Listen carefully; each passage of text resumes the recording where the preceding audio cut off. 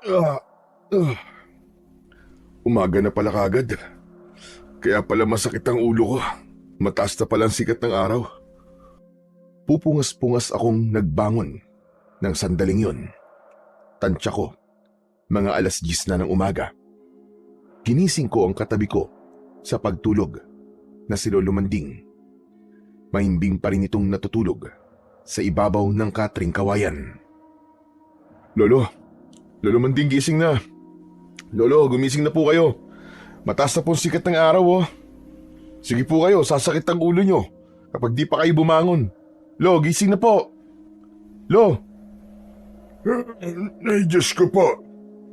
Ang kasu-kasuan ko. Ay, nako, matanda na talaga ako. Tulungan mo nga akong bumangon. Lo, ang baho niyo po. Ang lansa ng amoy niyo, ah. Amoy dugo ng aswang. Abat, ako lang ba mabaho? Ikaw rin, Noy. Pareho lang tayo. Ngayon mo lang naamoy, samantalang magdamag tayo magkatabi sa higaan. Ay siya, dalian na natin kumilos at nang makaligo na nga, may kailangan pa tayong tapusing tagtarin at sinupin sa may kusina. Tapos, susunugin pa natin ang mga karne ng tarantadong aswang na yon. Kumuntikan pa akong malapa kagabi. Mabuti na lang at maliksi ka po at naunahin mong kalawitin ng matalim mong kumpay. Kung hindi, malamang, kwento na ang lolo mo ngayon. Alerto rin po talaga ako kagabi, Lolo.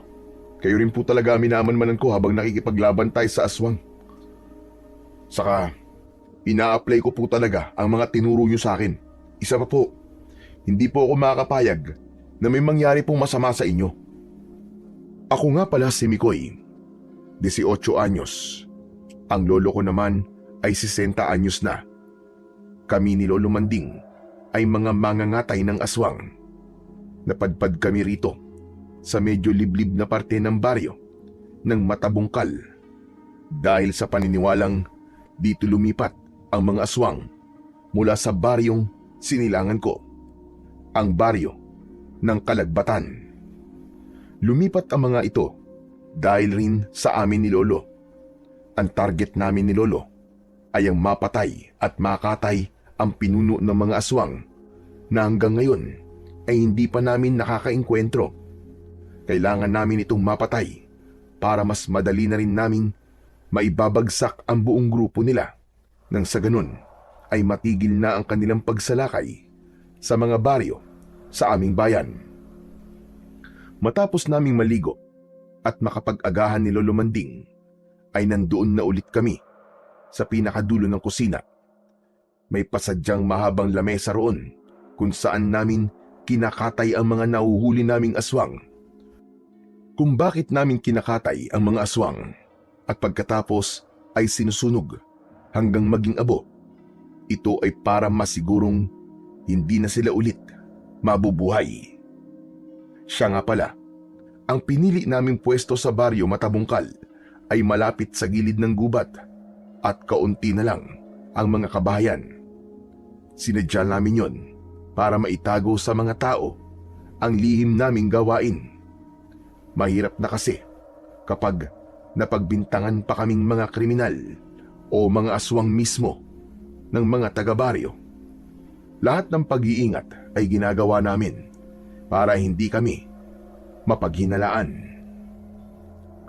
O siya, sige na. Tagtarin mo ng pinong-pino ang mga laman na para mas madaling masunog. Yung mga buto ay dating gawi. Titipunin ulit natin, patutuyuin at susunugin din para mas madaling durugin at isasabay ulit natin sa may sapa. At siya nga pala, iwasan mo masugatan ng mga kamay mo. Mahirap na at baka mahawaan tayo ng pagiging aswang. Ano ka ba, Lo? Kita niyo nakagwantes kaya ako. Saka, wag niyo na po akong alalahanin. Talagang nag-iingat din po ako. Ay siya nga pala, Lo. Naisip ko lang ho. Bakit pala hindi tayo manghuli ng isang aswang na magagamit natin para mahuli ang kanilang pinuno? Naiinip na po ako, Lo eh. Kay tagal na po nating puro panguhuli na lang ng aswang ang inaatupag. Kung maaga nating mahuhuli ang pinuno, aba ibig sabihin, pwede naman pong pag-iipon ang tutukan ko. Siyempre po, ipangarap ko ring makapagkolehiyo, Lo. at makapagtapos para po sa kinabukasan ko. Naku kung ganun lang sana kadali ang naiisip mo, Apo, ginawa na natin. Ang kaso, mahirap Hindi ganun kadaling labanan o isahan ang mga aswang basta patungkol sa pinuno nila. Saka akala mo ba ay hindi rin kami nag-iisip ng paraan ni Iska? Ang tinutukoy ni Lolo na si Aling Iska ay isang matandang kababaryo namin sa Kalagbatan. Isa itong mahusay na babaylan. Kami lang ni Lolo ang nakakaalam na isang babaylan si Aling Iska. Maigpit na lihim yun ng matanda. Ayon kay Lolo Manding, ay dati raw niya itong kasintahan pero hindi sila nagkatuluyan dahil sa panata ni Aling Iska sa sarili bilang isang debotong babaylan. Ang tagal naman po ninyo mag-isip. Ay nako, kaya walang tigil po ako sa paggiling sa Panginoon na sana isang araw ay tulungan niya tayong makahanap ng paraan kung paano mapapatay ang pinuno ng mga aswang. Hindi na rin po ako bumabata, Lo. Kayo rin. Lalo na kayo. Saka, ayoko naman pong sobrang overage na akong tutungtong ng kolehiyo. Parang nakakahiya po yata yun. Huwag ka mag-alala, Apo. Hihintayin ko lang din talaga na may matanggap akong hudyat mula kay Iska sa pamamagitan nitong parang medalyong kwintas na ibinigay niya sa akin. Kapag parang umiilaw daw ito, bumibigat o umiinit, ayun na ang senyales na kailangan natin balikan si Iska sa baryo natin. Kailan pa kaya yun, Lo? Kapag isa na po sa atin na ang sabi nyo nga ay kwento na lang? Grabe ka naman, Apo. Alam mo, kailangan mong matutunan ang maging matiisin at maging matyaga. Hindi paspasan ng mga bagay-bagay, lalo na kung tungkol sa importanteng mga bagay na nangangailangan ng dibdibang paghahanda o pagpaplano. Hindi ganun lang kadaling mapapatay ang pinuno ng aswang. Yan na lang ding pag-aaral sa koleyo na sinasabi mo. Hindi rin basta-basta yan na matutupad mo. Aba, kailangang handang-handa ka sa aspetong pinansyal, intelektual, pisikal at kung ano-ano pa. Ako naman ay suportado naman kita sa kung anong gusto mo sa buhay. Pero sana ay matuto ka rin bumagay, umalinsabay o magtiis-tiis muna. Darating din ang tamang panahon na matutupad mo rin ang mga pangarap mo. Basta't ukol, kung hindi pa ukol, kahit na anong gawin mo, ay hindi ka magkakabukol. Kaya huwag kang magpipilit. Ang haba naman po na sinabi nyo. Buti hindi kayo hiningal. Pero kung sa bagay po, tama po kayo, Lo. May natututunan naman po ako galing dyan sa mga uban nyo Ikaw talagang bata ka. Hindi mo rin ba alam na kahinaan mo yung pagiging mainipin mo? Nako, wag sanang dumating ang araw na ipahamak tayo ng kahinaan mong yan. Kay tagal na kitang tinuturuan kung paano mo babaligtarin yan. Pero magpahanggang ngayon, nandyan pa rin sa sistema mo. Bakit, Lo? Talaga naman, di ba? Ang tagal na pero hanggang ngayon, di pa rin natin nahahanap ang pinuno ng mga aswang. Hanggang ngayon, wala pa tayong kahit na isang clue kung nasaan o kung sino ang pinuno ng mga aswang. Yung sinasabi ninyong matutukoy nyo gamit ang langis na bigay sa inyo ni Aling Iska, parang wala namang kwenta Puro karaniwang aswang naman ang nakakaharap natin. Abay, mainipin ka na nga. Mareklamo ka pa. Ikaw ba? Ano bang maiaalok mong solusyon para mas mapadali ang paghahanap natin sa pinunong aswang? Abay, kung may maganda ka ba solusyon, magsabi ka lang. Hindi yung puro ka reklamo. Kung meron palalagpasin ko mga ugali mong yan. Pero kung wala, mas makabubuting itiko mo na lamang ang bibig mo. Sa ngayon wala pa, Polo. Pero sisikapin ko pong mag-isip ng paraan para mas madaling mahanap at mahuli ang pinuno ng mga aswang. Kesa naman, umasa na lang tayo riyan sa udyat ng botelya ng langis na mukhang hindi naman yata tumatalab sa pinunong aswang. Teka, huwag mo nga maliitin itong pangontrang langis na ibinigay ni Iska, Mikoy. Hindi basta-basta ang kakayahan niya bilang babaylan. Hindi magandang maging diskumpiyado ka sa mga katulad nating alagad ng liwanag, Apo. Baka nakakalimutan mong malaki ang papel na ginagampanan ni Iska sa buhay mga ngatay aswang natin. Sumumpa rin tayong tatlo na anuman ang mangyari ay mananatili tayong tapat sa tungkulin natin bilang tagapagtanggol ng mga tao. Nakalimutan mo na rin ba ang sumpa sa atin ni Iska na kapag bumaligtad tayo sa kanya o kapag tinalikuran natin ang ating tungkulin? Naku, hindi naman po sa akin nalimutan ko yun, Lo. Ang sa akin lang po, gagawin ko pa rin po ang parte ko sa paghanap ng paraan. Ang ibig ko po sabihin mas marami tayong maaasahan ay mas mainam. Tama naman po ko ron, di po ba? Kung sa bagay tama ka, Apo. Gawin mo lang ang parte mo. Pero ipapaalala ko lang sa iyo na sa tuwing may naiisip kang paraan, bago mo yun isagawa na ikaw lang, ay huwag mong kalimutang ikonsulta muna sa amin ni Iska o kahit sa akin na lang. Sa laban natin sa mga aswang, Apo, lalo na sa kanilang pinuno, hindi tayo dapat nagpapadalos-dalos. Sige po, Lo. Tatandaan ko po yan. O siya, tutal'y tapos na natin ang pagtagtad sa mga lamang ito. Kuhanin mo na yung mga inihanda natin sako na gagamitin sa pagsusunog. Kunin mo na rin yung gaas at ihanda mo ng asarol at piko. Ako naman isisilid ko lang ang mga ito sa sakong ito. Ako nang bahalang magdala ng iba pa nating mga gagamitin. Dalian mo at kailangan na natin pumunta sa gubat. Yung mga pangontra po natin, Lo, dalhin nyo na rin. Para hindi po tayo masundan kung sakaling may mga aswang na maligaw sa gubat. Siyempre naman, dadalhin ko talaga yon. Ang mga yung pa ba ang makakalimutan ko? Sige na, kumilos ka na. Mga bandang 2:00 ng hapon, nang dumating na kami, nilulumanding sa gubat. Noon ay sinusunog na namin sa inukay na butas sa lupa ang mga tinadtad naming katawan ng aswang. Nasa kasagsagan kami ng pagkikwentuhan ni Lolo nang walang ano-ano ay may narinig akong parang pamilyar na boses sa di kalayuan mula sa kinaroroonan namin. Teka, Tay. Naamoy ba ninyo ang naamoy ko? Parang nasusunog na laman ng tao ah. Saka, bakit parang naamoy ko rin ang amoy ng laman natin sa sinusunog na yun, Tay? Teka, hindi kaya... Nangunot ang noo ko ng sandaling yon habang pinakikinggan ang boses na yon. Napansin tuloy ako ni Lolo Manding. Oh, bakit ganyan ang itsura mo, Apo? Ano bang meron? Huwag mo na kayo maingay, Lo. Parang boses po ni Rolito naririnig ko. Rolito? Aba, paano namang nandito yon? Hindi ba nga umalis na sila sa baryo natin? Ang balita ko ay lumuwas sila ng Maynila. Baka namimiss mo lang ang kaibigan mong yon at hinahanap ng tenga mo ang boses niya. Hinaan nyo lang po ang boses nyo, Lo.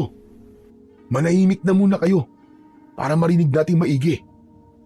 Boses po talaga ni Rolito At narinig naming muli ang boses ni Rolito. Dito po muna kayo, Itay. May sisilipin lang po ako sa bandaron.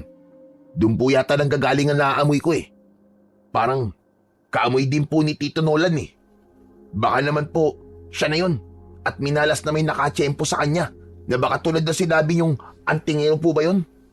Balikan ko rin po kayo kagad kapag may nakita na po akong hindi maganda. Aba, boses na boses nga ni Rolito yun Kung ganun, ay baka dito lang pala sila napadpad at hindi pala natuloy sa Maynila. Mabuti pa siguro Biglang natigilan si Lolo Manding nang mapansin nitong parang umiilaw ng bagya ang botelya ng langis na nakapalawit din kasama ng medalyon. Ako rin mismo ay napansin yon. La, umiilaw po ang botelya nyo, Lo. Nako, ibig sabihin ay may aswang sa paligid po. Hindi si Rolito ang narinig natin. Malamang na aswang nakaboses lang niya. Humanda kami, Koy. Kunin mo dala mong itak at buntot ng pagi. Mag-amang aswang ang makakaharap natin ngayon. Tsaka, mukhang hinahanap nila ang napatay nating aswang kagabi. May tito ba si Rolito na nolo ng pangalan na po? Wala naman, hindi ba? Nung una ay medyo nag-alangan pa ako kung susundin ko si Lolo. Naiisip ko kasi ng sandaling yon, paano kung si Relito talaga ang makakaharap namin. Pero napagtanto ko ring hindi nga pala aswang si Narulito at ang pamilya nito. Kung aswang sila, ay matagal na sanang umiilaw ang suot na medalyon ni Lolo tuwing nakakasalumuha namin ang mga ito nung naroon pa kami sa baryo Kalagbatan. Kaya naman ay sinunod ko na rin si Lolo. Tama ka, Lolo. Hindi nga pala aswang si Narulito. Eto, Lo, handang-handa na ako. Alerto na po tayo. Hapon pa lang po, pero mukhang may mga makakatay na naman tayo. Sandali kaming alertong naghintay ni Lolo Manding habang bahagyang nagtatago sa mga halaman sa paligid. Maya-maya pa, mula sa likod ng malapad na puno ay lumitaw ang isang lalaking sa tansya ko. Ay kasing tangkad ko lang at kasing edad ko lang din. Napakunot ang noo ko nang masilayan ang mukha nito. Ha? Tignan niyo, Lo. Sa bandaron, sa tabi po ng puno. Si Relito talaga, Lo. Nasaan? Aba, oo nga. Anong ginagawa niya rito? Huwag mo sabihing aswang siya po. Heto nga, lalong bumibigat itong botelya ko, saka umiinit. Anak ng tokwa. Aswang si Relito? Teka, Lo. Baka naman mamaya may iba pa sa paligid, maliban sa kanila. Baka ibang nararamdaman yung presensya ng aswang. Hindi po si Relito at ang itay niya. Mabuti pa, ay tawagin mo siya at palapitin dito para makasiguro rin tayo kung siya ba talaga yan o kung aswang ba talaga o hindi. Ngunit kakawayan ko palang sana at tatawagin si Relito ay napansin kong nakita niya na kami. Ang nakapagtataka lang ay bigla siyang parang natakot pagkakita sa amin at nagmamadaling tumalikod at tumakbo palayo. Hoy, Relito! Relito, sandali! Anak ng... Anong nangyari dun? Bakit para siyang natakot sa atin, Lolo?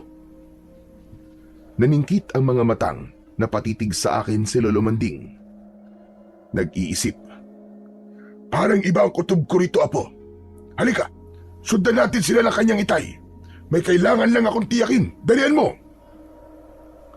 Mabilis nga naming sinundan kung saan banda tumakbo si Relito. Kahit matanda na si Lolo at nirarayuma, ay nakapagtatakang mabilis pa rin siyang kumilos. Siguro ay dahil sa suot niyang medalyon. Hindi nagtagal ay namataan namin si Narulito at ang itay nito na palabas na sana ng gubat. Talagang nagmamadali ang mga itong makatakas na para bang banta kami sa kanilang seguridad. Bago pa sila makalabas, ay pinaspasan ko ang pagtakbo para maabutan ko si Relito. Hoy, Apo! Anong ginagawa mo? Mag-iingat ka sa kanila. Baka tama ang kutob ko na mga aswang sila. Hindi, Lo. Huwag kayong mag-alala.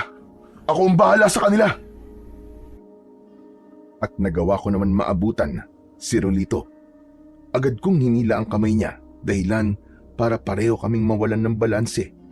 Habang tumatakbo, pabagsak kaming nagpagulong-gulong sa damuhan. Bitiwan mo ako, Mikoy! Bitiwan mo ako! Hindi mo na dapat kami hinabol pa ni Itay! Bitiwan mo ako! Kalimutan mo na naging magkaibigan tayo! Ano ba pinagsasasabi mo, Relito? Ano ba meron? At bakit parang iwas kayo ng itay mo sa amin ni Lolo? Ha? Sabihin mo nga! Wala ka na ron, Mikoy. Hindi mo na kailangang malaman pa. Magmula ngayon, pinuputol ko na ang pagkakaibigan natin dalawa. Kalimutan mo rin ang pangako natin sa isa't isa bilang magkaibigan. Hindi ko na yun matutupad, Mikoy. Siya, sige, diyan ka na. Wag mo nang tatangkaid pansundan kami ng itay ko. Kung hindi, magkakalintigan tayong dalawa. Matapos tumayo na maayos, ay bibira na sana ulit ng alis si Relito. Pero pinigilan ko pa rin siya sa kabila ng mga sinabi niya. Teka, Relito. Pwede bang linawin mo muna sa akin kung ano ang dahilan at bakit biglang naging ganito? Sige nga, magtapat ka nga sa akin. Tama ba ang hinala namin ni Lolo? Na isa kang aswang? Biglang natigilan doon si Relito. Napabuntong hininga ito habang nakatalikod sa akin. Makaraan ay hinarap akong muli. Anong gagawin mo? Kung sakaling sabihin kong oo, huhulihin niyo rin kami? At kakatayin? Tulad ng ginawa niyo kay Tito Nolan ko. Mga laman niya, ang sinusunog niyo ngayon, hindi ba? Naguguluhan ako ng mga sandaling yon at hindi makapaniwala sa napagtatanto ko. Teka, pero hindi ko alam na may Tito Nolan ka. Hindi namin siya kilala ni Lolo Manding. Saka paano naging aswang kayo? Imposible. Kung aswang ka, ay matagal na sana naming natukoy ni Lolo sa pamamagitan ng pangontrang langis niya tuwing nagpupunta ka sa bahay sa Kalagbatan. Hindi ba nga inahahawakan mo pa nga ng maraming beses ang botelya ng langis ni Lolo? Tapos, hindi ka nga tinatablan ng mga sandata namin at mga pangontra. Noon yon, hindi pa ako aswang noong mga panahong yon. Pero ngayon, aswang na rin ang buong pamilya ko. Ako, si Tatay, at si Tito Nolan. At paano naman kayo naging mga aswang? Yung bandaylan, kung bakit umalis kayo ng Kalagbatan? Oo, yun nga ang dahilan.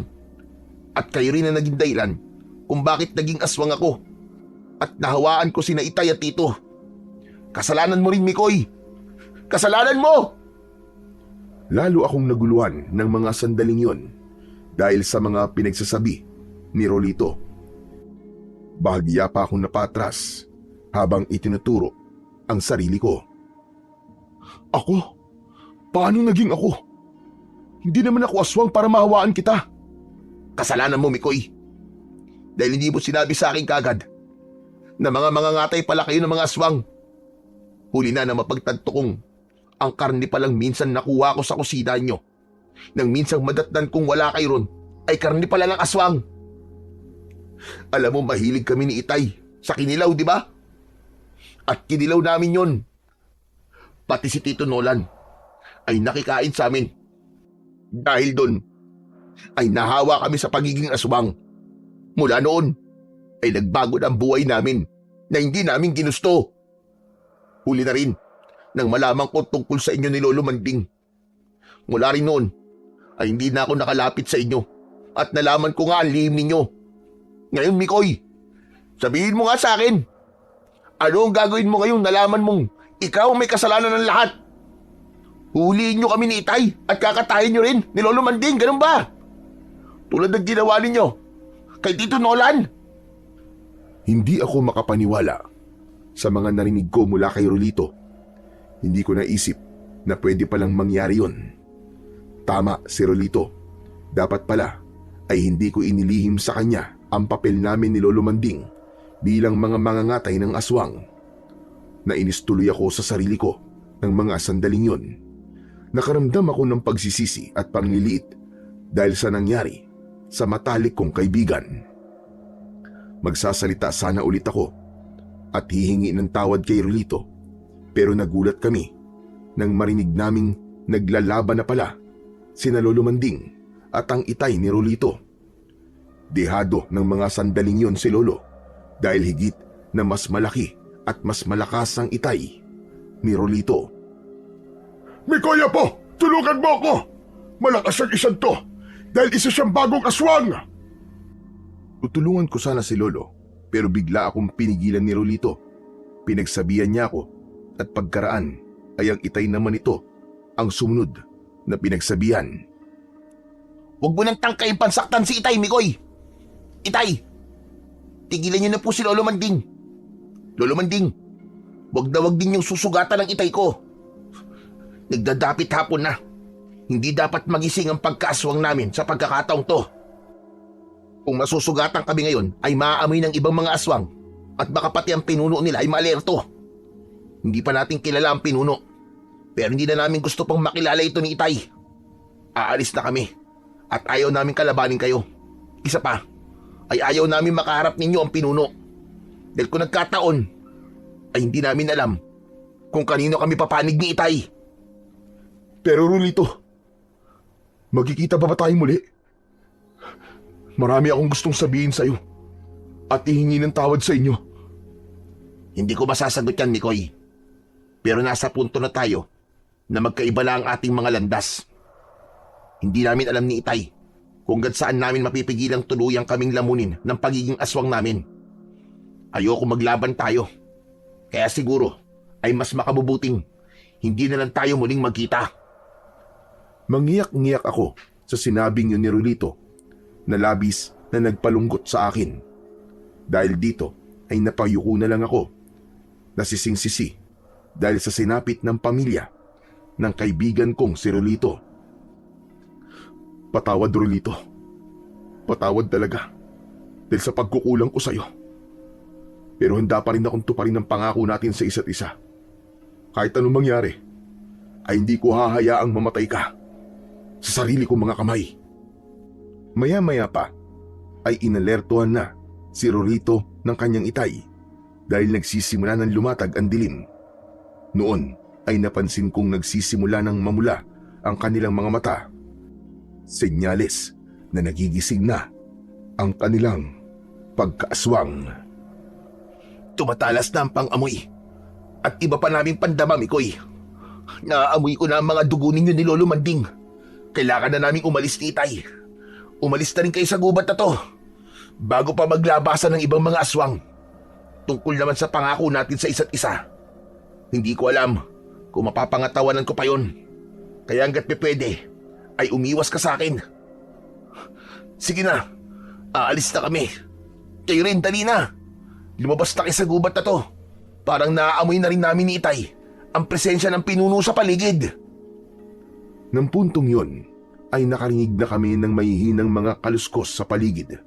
Dahil dito, ay kumilos na kami ni Lolo Manding. Ayan na nga sila, Mikoy. Bilisan nyo na. Iwanan nyo na ang iba nyong mga gamit. Yung mahahalaga na lang ang dali ninyo. Itay, alerto po tayo sa paligid. At bantayan po muna natin sila Mikoy at Lolo Manding habang tumatakas sila. Iligaw muna natin ang ibang mga aswang. Sinamantala namin ni Lolo Manding ang pagkakataong poprotektahan kami ni Rolito. Pero habang tumatakas, ay biglang nakarinig kami ng malakas na kakaibang alulong. Hindi yung basta alulong ng isang aso o ng asong gubat. Mas tamang sabihing alulong yun ng kakaibang nilalang. Kinilabutan kami ni Lolo Manding dahil noon lang kami nakarinig ng kakaibang tunog ng alulong na yun. Anak ng alulong po ng ano yun? Nakakatakot ah. Hindi ko alam, Apo. Baka alulong ng sigbin. Nag-aalaga ng mga sigbin ng mga aswang. Ikaw, Rolito, alam mo ba kung alulong ng anong nilalang yun? Sabi ni Itay, ay baka alulong daw mismo yun ng pinuno ng mga aswang. Sabi ko nga sa inyo, nararamdaman namin ang presensya niya sa paligid. Kaya naman, bilisan niyo nang lumabas dito, Mikoy. Nararamdaman din namin ang kakaibang lakas ng kanyang enerhiya. Baka nasa malapit na siya. Posibleng nililito niya kayo sa pamamagitan ng kanyang alulong. Narinig niyo naman siguro. Mahirap tukuyin kung malayo ba siya o malapit, kung saan siyang banda. Ilang saglit pa ay biglang narinig namin ng isang nakakatakot na boses. Tulad ng sinabi ni Rolito, hindi rin matukoy kung nasaan banda ito nagmumula. Parang lumulutang lang ito sa ere na ang timbre ay magaspang at parang sa halimaw. Mga kalahi, sundan ninyo ang amoy. Nagsinunog na laman ng isa nating kalahi. Kailangan managot at mawanon sa kalahi natin. Isa pa, ay naaamoy kong may mga pangontra sila at mga sandata. Narito na sila sa malapit. Hulihin niyo sila at hirap sa akin. Ngayon din! Nanlaki ang mga matang nagkatinginan kami ni Lolo Manding. Maging si Rolito at ang Itay nito ay ganun din. Nangalat sa paligid ang sunod-sunod na mga kaluskos. Tanda na kumikilos na ang mga aswang sa paligid.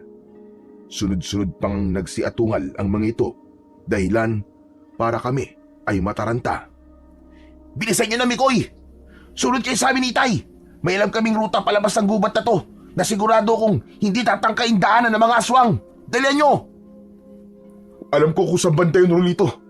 Lolo Manding, doon tayo dadaan sa banda kung sa maraming tumutubong mga alabang kinatatakutan ng mga aswang. Yung kailan lang po ay natuklasan nating malapit sa may batis. Tama, doon nga Mikoy. Kumilos na kayo, bilis. Bago pa kayo maabutan at maunahan.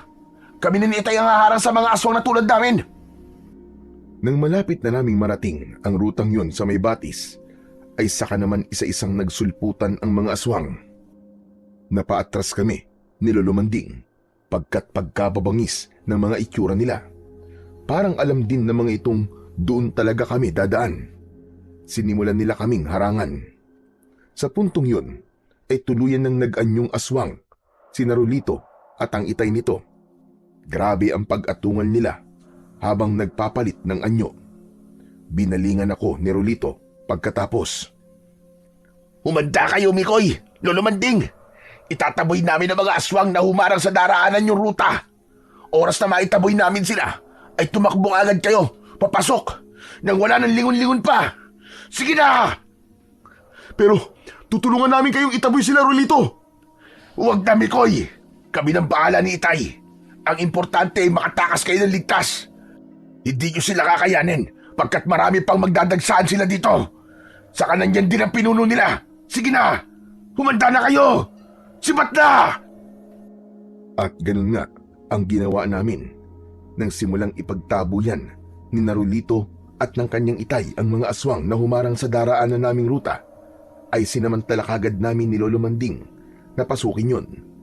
Kitang-kita namin kung paano nahirapan si Narulito at kung paano nila tiniis makipaglaban sa mga babamangis na aswang. Narinig ko pang pinagbumura at binabantaan ng mga aswang ang mag-ama. Pinauna ko si Lolo Manding sa pagtakbo para hindi ko na siya aalalahanin pa kung sakaling mahuli siya. Saka malas-malasa naman ay nadapa pa siya sa may bungad ng papasok sa ruta. Naku naman, Lo. Kung kailan papasok na tayo saka pa kayo nadapa. Bilisan niyo na po. Nahihirapan na po si Narulito. Ay, eto na nga eh. Pahamak naman kasi itong rayuma ko eh. Alalayan mo na nga lang ako, Apo. Aray ko. Habang inaalalayan ko si Lolo, ay napapasulyap ako sa banda ni Narulito.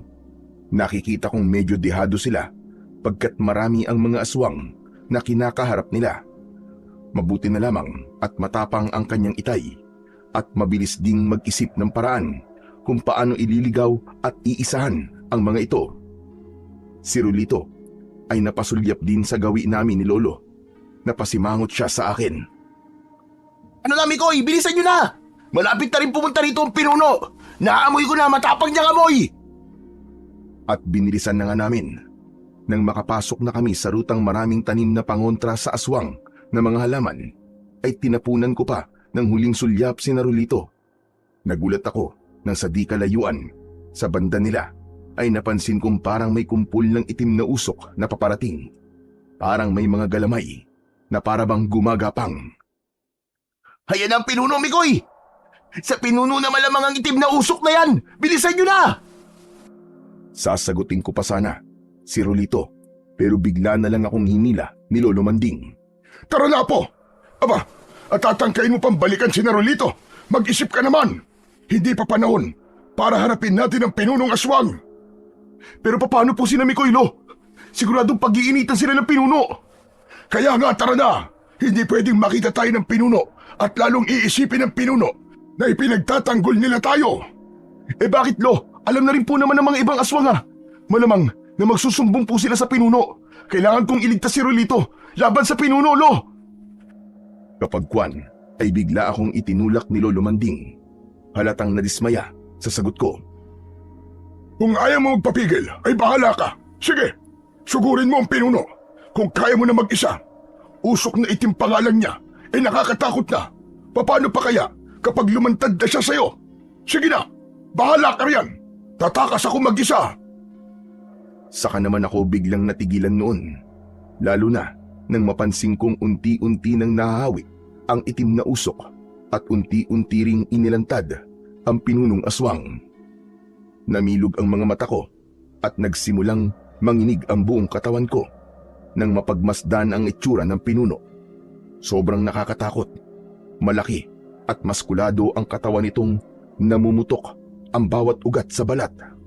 Maitim na mamula-mula ang kulay nito na naglalangis pa. Sobrang umbok ng bunganga nito dahil sa nag-uusli ang matutulis na mga pangil. Para na itong mukhang asong lobo. Ang mga mata ay mapupula at napakatalim kung tumitig. Malapad ang noo nito at ang buhok ay buwaghag na mamasa-masa at mahahabang parang sa babae. Ang formasyon ng mahahaba nitong kamay ay parang sa bakulaw na parabang mandadamba anumang sandali. At ang mga daliri nito sa kamay ay tinubuan ng matutulis at maiitim na mga kuko. Wala itong saplot na pang-itaas. Ang pang-ibaba naman nito ay parang puruntong na kupasing maong na punit-punit dahil sa namimintog na mga kalamnan sa hita. Maya-maya pa ay galit na galit habang umuungol na iginala nito ang paningin sa kabuuan ng kagubatan. Sa puntong ito ay bigla akong hinila ni Lolo Manding at nagtago kami sa likod ng isang malagong palumpong. Inis na binulungan niya ako. Ang tigas talaga ng ulo mong bata ka. Magtago na tayo at baka makita tayo ng pinuno. Ayan ang sinasabi ko sa iyo eh. Para ka kasing kung sino kung umasta. Ano? Sa tingin mo ba ay kakayanin mo ang pinuno ng mga aswang na yon? Kita mo naman, sobrang bangis ng itsura niya. Hindi natin basta-basta matatalo yan. Marami pa tayong kailangan malaman tungkol sa kanya. Grabe. Sobrang nakakatakot talaga siya, Lo. Ano kaya kung obserbahan muna natin siya? Nandito na rin lang naman tayo. Siraulo ka ba? Hindi sa ganitong paraan natin siya pag-aaralan. Kita mong iginagala niya ang paningin niya sa paligid at sigurado akong pinapagana rin niya ang iba pa niyang pandama. Nakalimutan mo na bang matatalas ang pandama ng mga aswang? E di lalo na ang pinunong yan. Kaya huwag matigas ang ulo mo. Halika na, tumakas na tayo habang may pagkakataon pa. Noon ay nagpatianod na ako sa gustong mangyari ni Lolo Manding. Habang maingat kaming tumatakas, ay nakalingon pa rin ako at tinitignan kung ano na ang kalagayan ni Narulito. Napansin kong nilapitan siya ng galit na pinunong aswang. Siya at ang itay niya ay sabay na kinwelyuan ng pinuno at parabang bulak lang na iniangat sa ere. Lo, tingnan nyo! Kawawa naman po ang kaibigan ko. Lagot sila ng itay niya sa pinunong aswang. Kailangan, Lo, may gawin tayo! Huwag ka nang matigas ang ulo, Apo! Tinulungan nila tayo makatakas. Tapos ikaw naman itong sasayangin ang tulong nila sa atin. Saka sa palagay ko, ay hindi sila papatayin ng pinuno dahil magkalahi na silang aswang. Parurusahan, oo, pero malabong patayin sila. Walang ano-ano ay biglang bumaling ang paningin ng pinuno at sakto sa direksyon namin. Binundol ng kaba ang dibdib ko nang magtama ang mga mata namin at maras itong umalulong. Bigla ring napalingon sa amin si Narulito at ang itay nito. Nakalarawan sa mukha nila ang pag-aalala at takot. Nakulo, patay tayo. Nasundan tayo ng tingin ng pinunong aswang. Nakakatakot talaga ang alulong niya. Parang talagang gustong manlapa. Bilisan na natin tumakbo, Apo. Huwag ka na kasing lumingon pa riyan. Sundan mo ako. Ililigaw natin ang paningin niya. Teka nga, at ilalabas ko pa ang ibang pangontra at pantaboy ng mga langis. Magsasaboy ako sa paligid para maligaw sila kung sakaling tangkain nila sumunod. Sana lang ay di sila mag-abang sa paglalabasan natin. Sunod-sunod ang naging pag-atungal ng pinunong aswang. Talagang kinabahan kami ni Lolo Manding dahil kada alulong nito ay hindi namin mahulaan kung saan direksyon ito sumuot. Nakadagdag pa sa kaba namin ay ang sabay-sabay ring pag-atungal ng iba pang mga aswang at ang sabay-sabay ring mga kaluskos sa paligid. Grabe, Lo. Sobrang nakakakaba naman to. Ngayon lang nangyari to sa atin, ha. Iba na pala talaga kapag pinunong aswang na ang makakaharap. Sinabi mo pa. O siya, huwag ka nang dumaldal dyan. Tahimik muna tayo para hindi nila tayo masundan.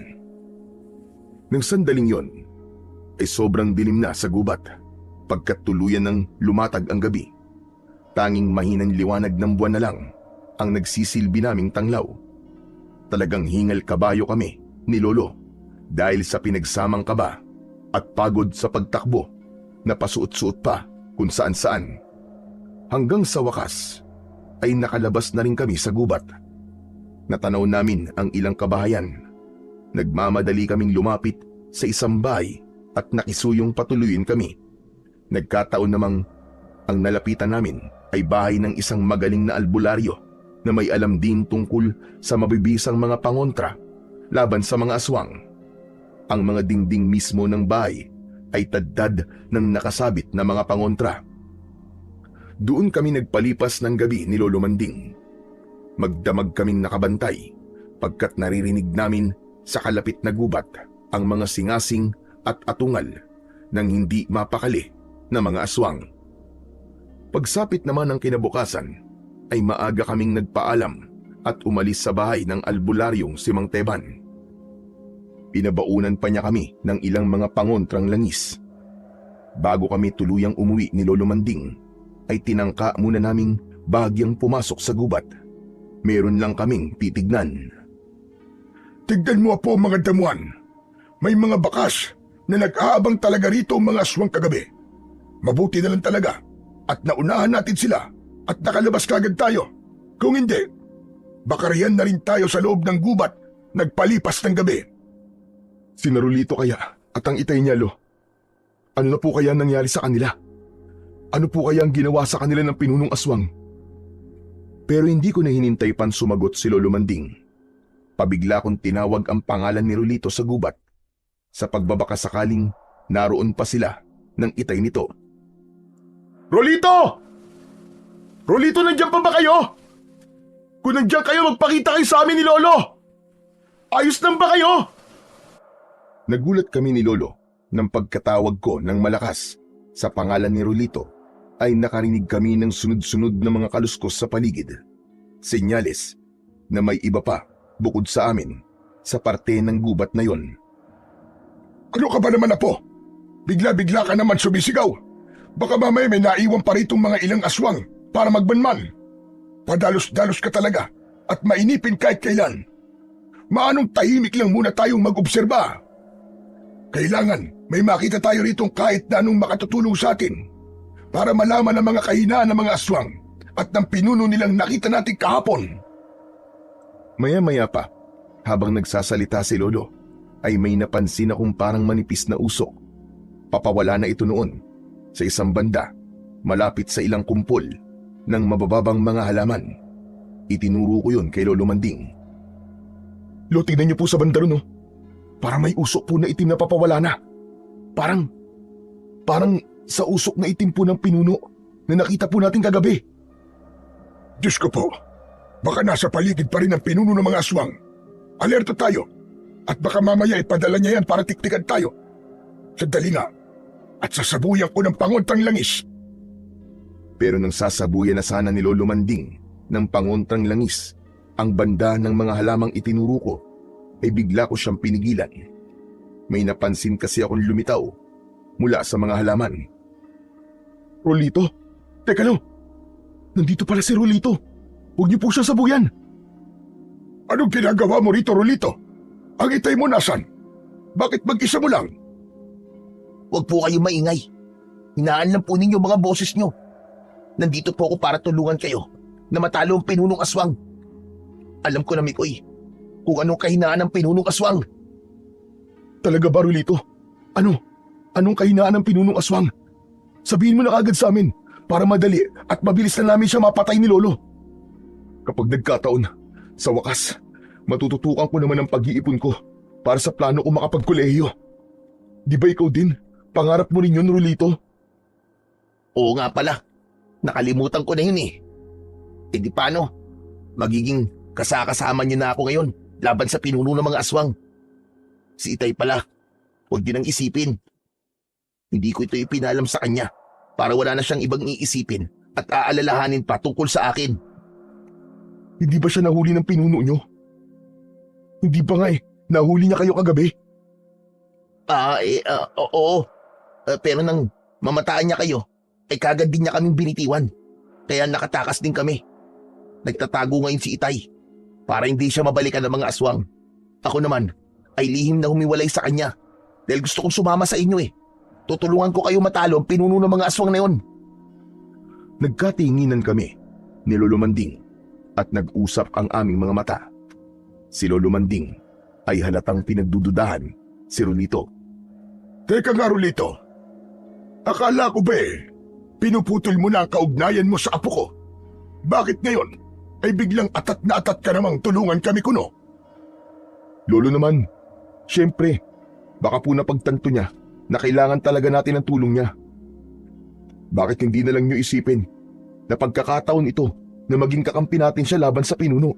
Isipin niyo naman, may kakampi tayong aswang mismo, di ba? Mas madali na lang nating matatalo ang kalaban kung may katulong tayong may alam tungkol sa kalaban natin. May punto ka naman, Apo. Kung sa bagay, ay matalik naman kayong magkaibigan. Pero kung sasama siya sa atin, paano yun? E di, palagi siyang makukontra ng mga panguntrang langis natin at makaka-apekto pa siya sa panangganitong medalyong ko. Matatakpan niya ang hudyat kung may ibang aswang sa paligid. Sus, yan lang po ba ang inaalala nyo? E di humanap po tayo ng ibang paraan. Sabihan nyo na rin po si Lola Iska. Sigurado namang magaling mag-isip yun ng paraan, di po ba? Nang puntong yun, nang mabanggit ko ang pangalan ni Lola Iska, ay napansin kong parang may kung anong inaalala si Rolito. Napakunot pa ang noo nito. Teka, Iska? Tama bang narinig ko, Mikoy? Iska? Yung ba yung magaling na babaylan? Kami naman ni Lolo Manding ang nagulat sa sinabing yun ni Rolito. Nanlalaki ang mga mata at nagtatakang nagkatinginan kami ni Lolo. Hindi namin inaasahan yun. Teka, Rolito. Bakit alam mo na babaylan si Iska? Mikoy, anong ibig sabihin nito? Bakit alam ni Rolito ang bagay na yon na tayong dalawa lang dapat ang nakakaalam? Nako, wala po akong sinasabi kay Rolito, Lo ha. Katunayan nga, nagtataka rin ako kung bakit alam niya yun. Rolito, bakit alam mong babaylan si Lola Iska? Wala naman akong sinasabi sa iyo Ewan ko ba, Mikoy? Bigla ko lang naisip yun. Bakit ba? Babaylan ba talaga si Lola Iska? Hinaan mo lang ang boses mo, iyo. Walang ibang dapat makarinig ng tungkol sa pagkatao ng Lola Iska nyo. O siya, mabuti pa umalis na tayo rito at umuwi na tayo sa atin, Mikoy. Si Rolito Pulo, isasama po ba natin? Sige, isama natin siya. Sumunod na lang siya sa atin. Tiisin na lang muna niyang dumistansya sa atin. Sa layo, nakakayanin ang pagiging aswang niya. Teka Lo, yung botelya niyo po, itago niyo po muna. Bagya kasing umiilaw dahil po sa presensya ni Rolito. Ay, oo nga pala. Ito na nga ba sinasabi ko Maapektuhan niya ang kakayahan nating makatukoy kung may aswang sa paligid. Di bale, hahanap tayo ng ibang paraan kung paanong matutukoy pa rin natin kung may ibang aswang na umaaligid sa atin. Lo, bilisan niyo pong humanap agad ng paraan. Baka malaman din ng ibang mga aswang yan at baka samantalahin din nila. Kailangan, bago muling gumabi ngayong araw, ay may solusyon na po kagad tayo. At sa palagay mo, ay ganun lang kadali at kabilis yan? Ay naku, Apo, umaandar na naman ang pagiging apurado at mainipin mo. Tama naman po si Mikoy, Lolo Manding. Talagang kailangan po nating maapura na maunahan ng mga aswang. Lalo na po ang pinuno. Kailangan makahanap kagad tayo ng paraan ng mas maaga.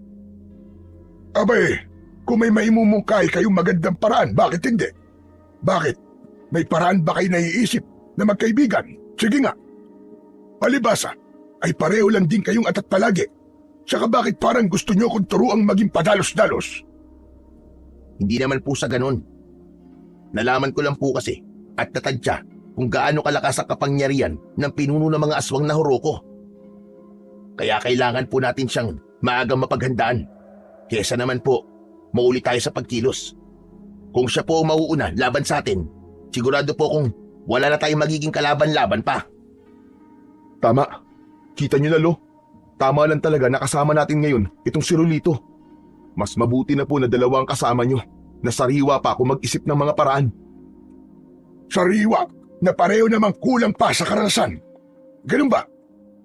Huwag nga ninyong ipamukha sa akin na luma na at walang silbi ang mga paraan ko ng pag-iisip. Luma man, pero sigurado pa rin. Hindi katulad ng paraan nyo ng pag-iisip na walang kasiguraduhan. Hindi nyo ako mapipilit na maging padalos-dalos. Lolo Manding, kung may maganda po ba ako maimumungkahi sa inyo na ikakatalo po ng mga aswang, pakikinggan niyo po ba ako? Kung maganda talaga bakit naman hindi? Hindi ko naman sinasabing, Komo, hindi nyo ako mahahatak na maging padalos-dalos, sarado na rin ang isip ko. Bukas pa rin naman ang isip ko sa iba pang mga posibilidad. Basta sa ikatatalo ng mga aswang at ng kanilang pinuno. Mabuti naman po kung ganun, Lolo Manding. Bakit? Ano ba kasi magandang naiisip mo? Pero sa ako na po sasabihin sa inyo kapag nakauwi na po tayo sa bahay nyo. Nako, kung ganun apurayin na nating umuwi, Lo. Pakiramdam ko po ay maganda talaga ang naiisip na Rolito. Kailangan mabilis nating mapatay ang pinuno ng mga aswang. At ganun na nga ang nangyari. Nagmamadali kaming umuwi sa kubong tinitirhan namin ni Lolo Manding. Nang makarating kami roon, ay agad naming pinag-usapan ang tungkol sa naisip na paraan ni Rolito. Ako ang unang nagbukas ng usapan.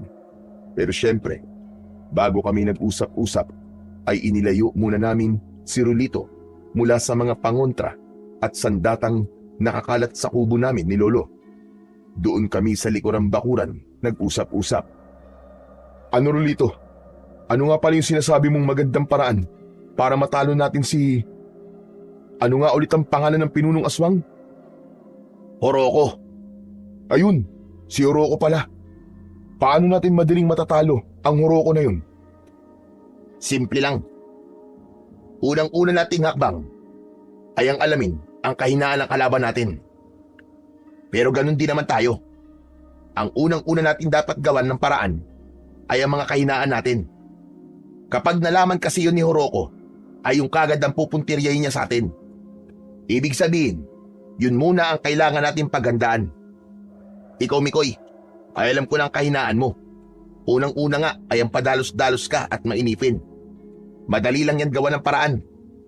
Ang hindi ko pa alam ay ang mga kahinaan ni Lolo Manding. Ano nga ba ang kahinaan nyo, Lolo Manding?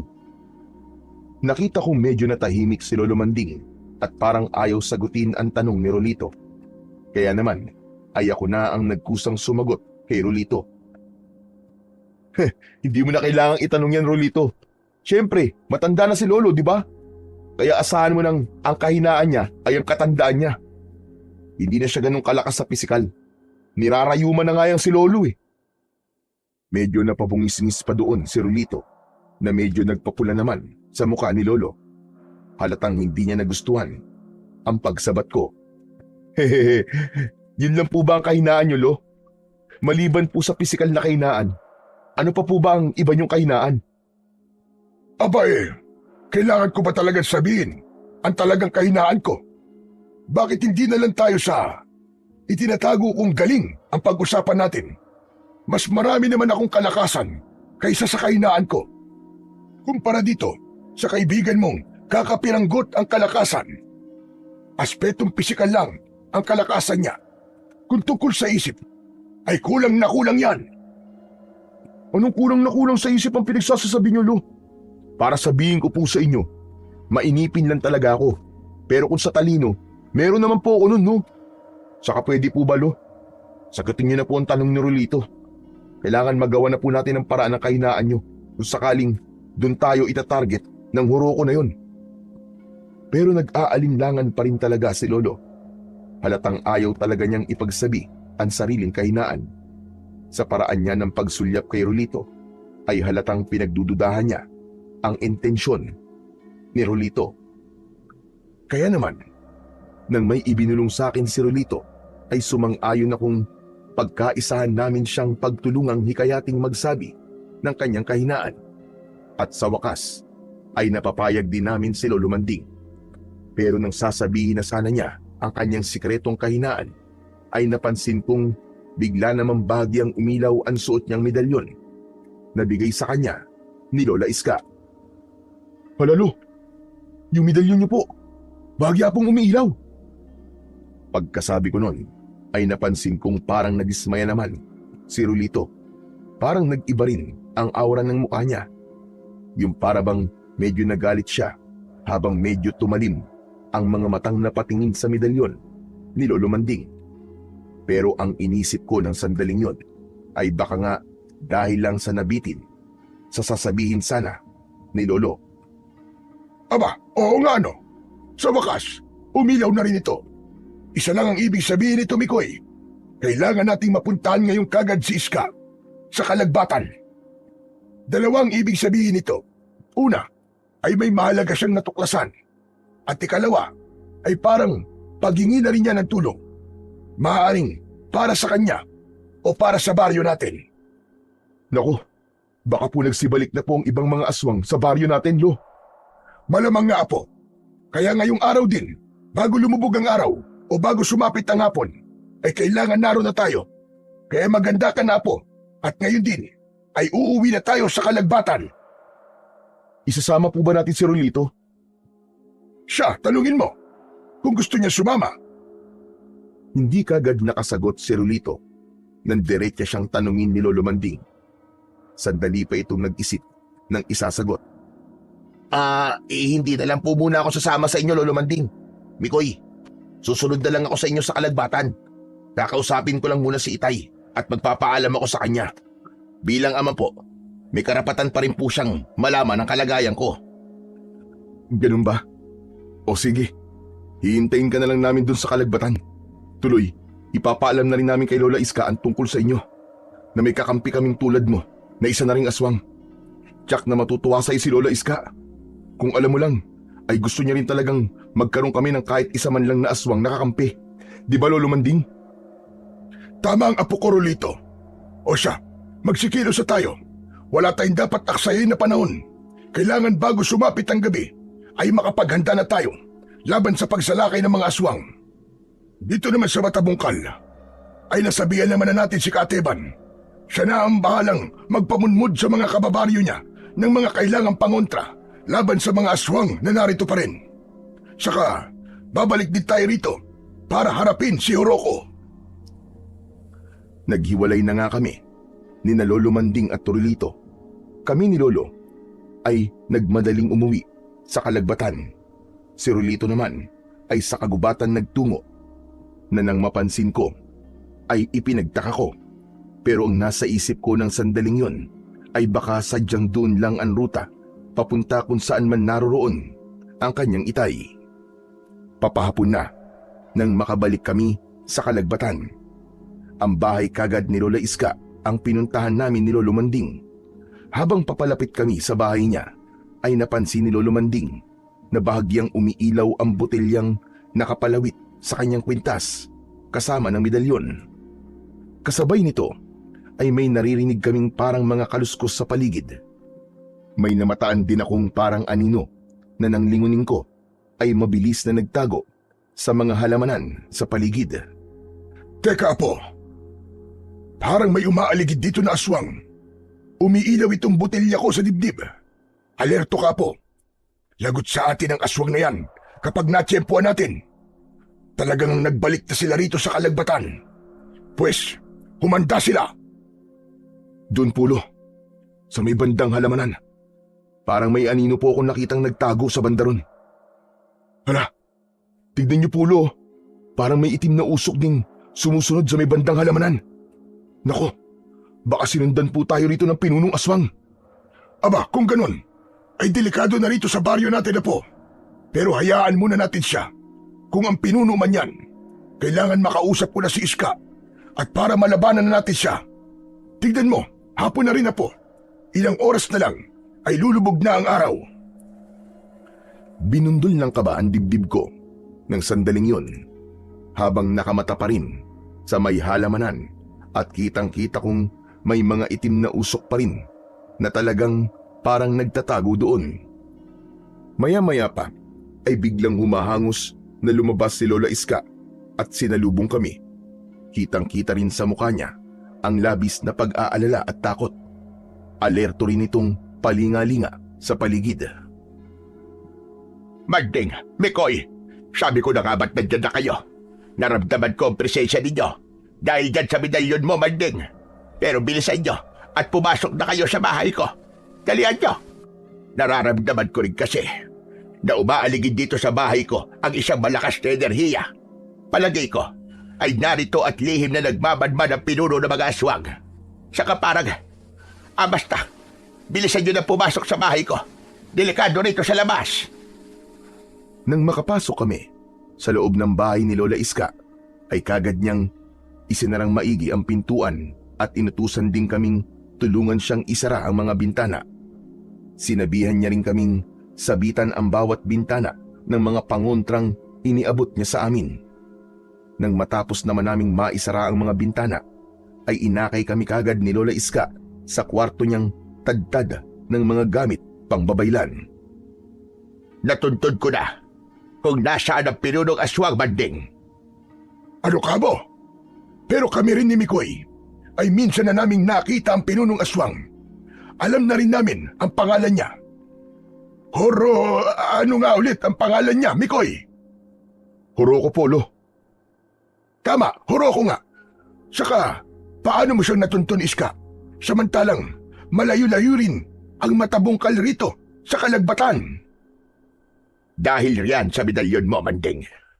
Nagpadala sa akin yan ng hudyat nang mapalapit ka sa kinaroroonan ng pinunong aswang. Nasabi nyo nga ay si Horoko. Ang ipinagtataka ko lang ay bakit parang dalawa ang nasasagap kong kinaroroonan niya. Yung isa ay naiwan nyo sa matabungkal. At itong isa naman ay narito lang sa paligid-ligid. Itong nasa paligid ay medyo mas malakas ang hudyat kaysa sa isa. Hala, ibig niyo po bang sabihin, Lola Iska, dalawa po ang pinuno ng mga aswang? Hindi ako sigurado, iyo. Pero posible. Saka may isang bagay pa kung lalong nagpapagulo sa akin. Para bang pamilyar din sa akin ang amoy ng isa sa mga narito lang sa malapit. Parang naaamoy ko sa kanya ang kapatid ko si Igme, na matagal ko nang hindi nakikita at matagal ko na rin hinahanap simula nang hindi na siya magpakita sa akin dito sa kalagbatan. Si Igme? Hindi kaya? Pero sandali, wala naman kayong laing aswang, hindi ba, Iska? Hindi. Malabong maging aswang ang kapatid ko, Manding. Nakalimutan mo na bang isa ring babaylan si Igme?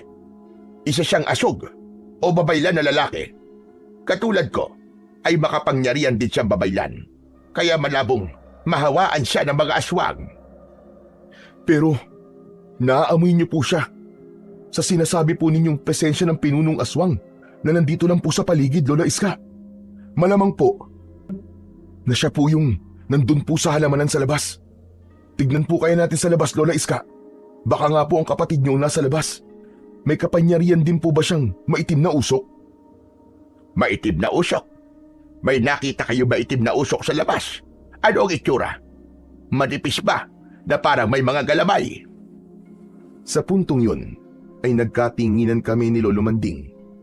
Naalala namin pareho ang nakita namin dati sa gubat. May mga galamay ang itim na usok ng pinunong si Horoko. Sabay naming sinagot ni Lolo Manding si Lola Iska ng mariin at sunod-sunod na pagtango. Bakit parang alam mo ang tungkol sa manipis na usok na parang mga galamay ng pinunong aswang, Iska? Hindi ba sabi mo sa akin dati ay hindi mo pa nakikita ang pinunong aswang? Pero bakit parang nakita mo na ang pinuno? Una ay nanlaki ang mga mata ni Lola Iska dahil sa pagkumpirma namin tungkol sa manipis na itim na usok. Sumunod ay parang natakot siya sa labis na pangamba. Napasapu pa siya sa kanyang dibdib. Hindi. Sana ay di totoo na iisip ko tungkol kay Igme. Malabo na magginawa yun ni Igme. Kapag nagkataon, ay hindi maaari. Anong ibig mo sabihin, Iska? Naguguluhan kami sa'yo. Diretsahin mo na nga kami kung anong meron kay Igme at sa manipis na itim na usok ng pinunong aswang. Pero hindi kami kagad sinagot ni Lola Iska. Sa halip ay sandali siyang tumayo at may kinuwang mga gamit ng babaylan. Kumuha siya ng maliit na banga na nilagyan ng kung ano-anong mga tuyong dahon. Sinindihan niya ito at nang magsimulang maglabas ng mga usok ay pasayaw-sayaw na pinaikutan kami ni Lolo habang sinisimulang bumigkas ng engkantasyon na hindi namin maintindihan ni Lolo kung anong lingwahe. Pakapal ng pakapal ang usok na nagmumula sa munting banga. Bunga nito ay halos magkandaubo kami ni Lolo Manding. Makaraan ng ilang sandali ay biglang napatigil si Lola Iska na sinundan kagad ng kanyang grabing panginginig na parabang sinasapian siya ng kung anong hindi nakikitang espiritu. Panghuli ay bigla niyang kinalampag ang lamisitang pinagsasaluhan naming tatlo. Gulat na gulat kami ni Lolo Manding. Inisahan kayo ng pinuno ng aswang. Inisahan kayo, Manding! Mikoy! May isang bagay siyang nakuha mula sa inyo, Manding. Isang bagay na naglantad ng kahinaan mo sa kanya. Ano ka mo? Isang bagay na nakuha mula sa akin? Agad tinignan ni Lolo Manding ang kanyang mga dala, pati ang medalyon niya at kung ano-ano pang nakabulsa sa suot na damit at kupas na pantalon. Pagkatapos ay tulalang napatitig sa akin na parabang may nakikita sa akin na hindi ko maintindihan. Ang singsing ng itay mo, Mikoy! Nawawala sa akin! May isinumpa ako sa itay mo, sa singsing na yon. Iska, yung ba ang bagay na nakuha sa akin ng pinunong aswang? Singsing! Nako, ngayon mismo ay may ginagawa na ang pinunong aswang sa singsing mo na yon. Ano man sumpa na binitiwan mo sa singsing na yon ay gagamitin ng pinuno laban sa puwersa natin. Elo, ano po ba ang isinumpa niyo sa singsing na ni Itay? Hindi. Hindi, Apo. Hindi ako makakapayag na makuha ka sa akin ng horoko na yon. Iska, anong pangontrang kailangan natin gawin para hindi makuha ng horoko na yon ang apo ko? Ano lo? Kukuhanin po ko ng pinunong si Horoko? Talagang kinilabutan ako sa mga napag-alaman ko mula kay Lolo Manding. Siyempre, ay ayaw kong makuha ni Horoko. Nakatatakot ang itsura ng pinunong aswang na yon. Hindi ako makapapayag na malala pa ako ng pinakamabangis na aswang. Hindi ako makakapayag, Lo. Ayoko malapa ni Horoko. Gumawa po kayo kagad ng paraan ni Lola Iska. Dali na po, Lolo Manding, Lola Iska. Kapag hindi po kayo kumilos kagad, ay may gagawin akong pagsisisihan nyo. Huwag kang ganyan na po. Saka hindi rin talaga ako makapayag na makuha ka sa akin ni Horoko. Gagawa kami ng paraan ni Iska. Ngayon na po, Lo, ngayon na. Gumawa na kagad kayo ng paraan. Kung hindi, ilalabas ako dito at haharapin ang may manipis na usok sa labas. Seryoso ako, Lo. Gagawin ko talaga yun. Para ipakitang seryoso talaga ako at para mapuwersa silang gumawa kagad ng paraan, ay mabilis kong nilapitan ang saradong pinto at nagbantang bubuksan ko yun. Ngunit bago pa man ako makalapit sa pinto, walang ano-ano, ay bigla na lang may malakas na kumalampag dito.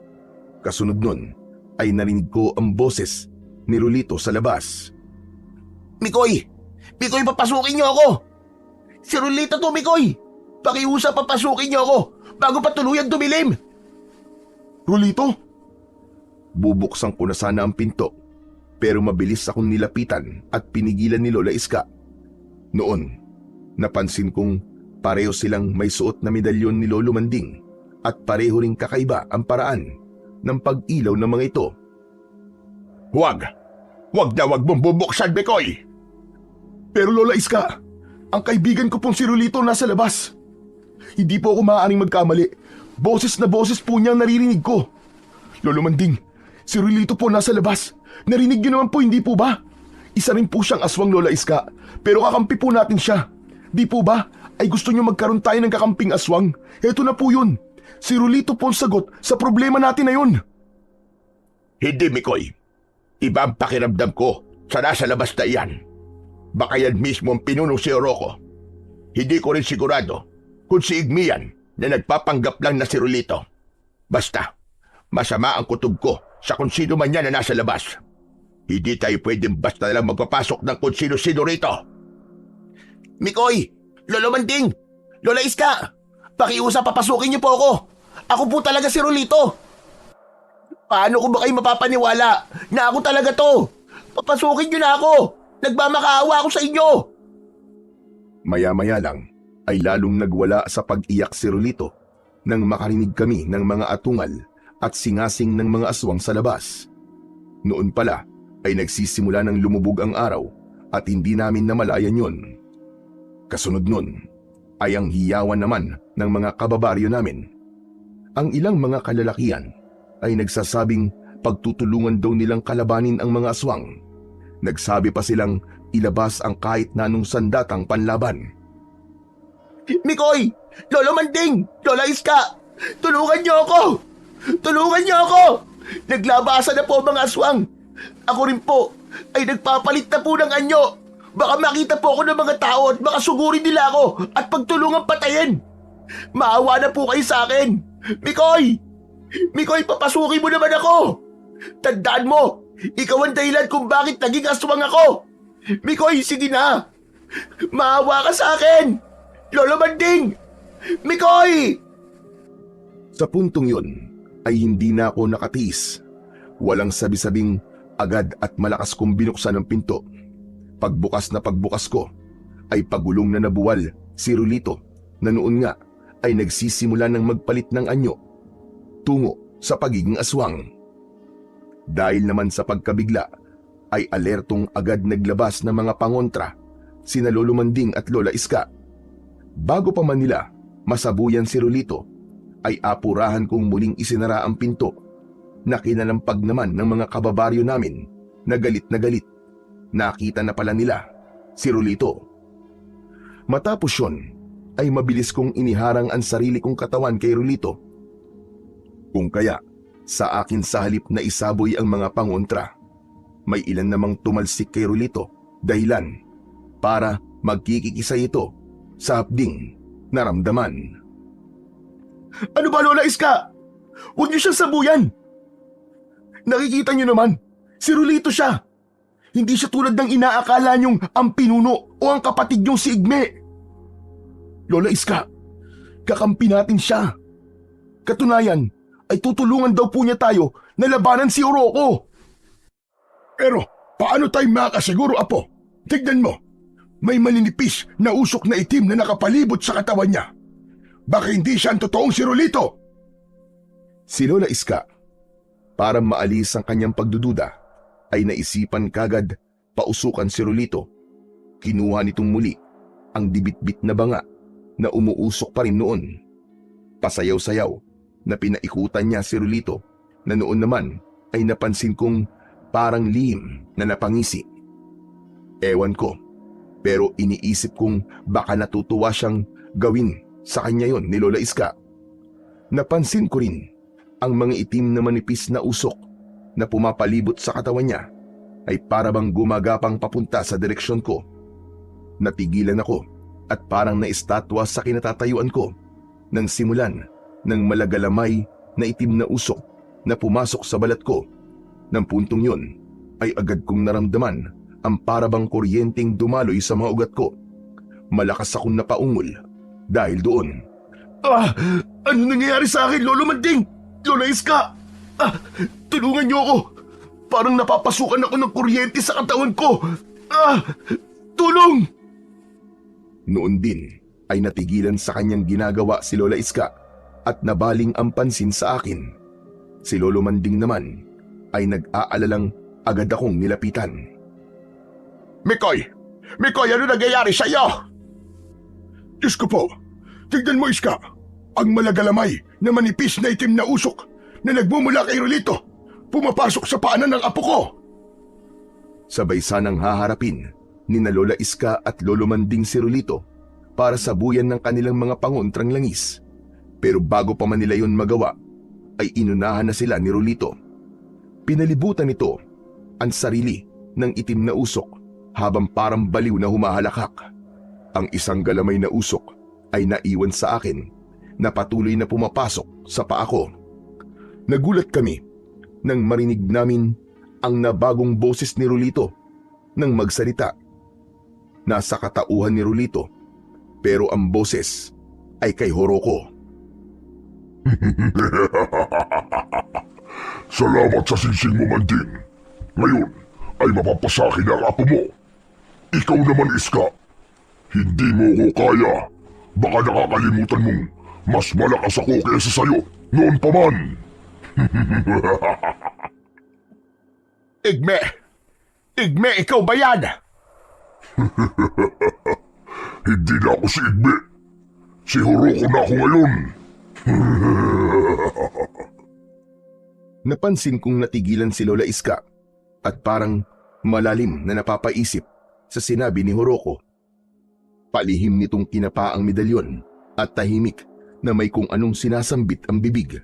Ako naman noon ay papagrabe ng papagrabe ang nararamdaman sa sarili.